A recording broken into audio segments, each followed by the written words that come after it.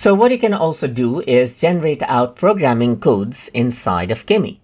So to go ahead and do that in Kimi, you can go ahead and say, write the program you want in plain English. Let's say, for example, I want a program where user can input 3 numbers and then get sum as an output. So now then you mention the programming language you want the code in. So I'm just going to go around and say, I want this in Python programming code right here, just like this.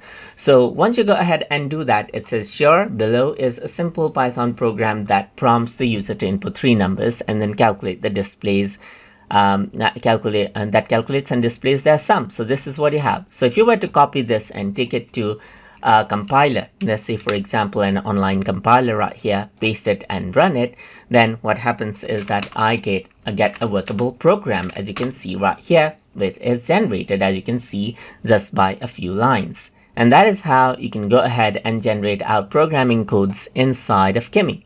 So I hope you guys learned something as always.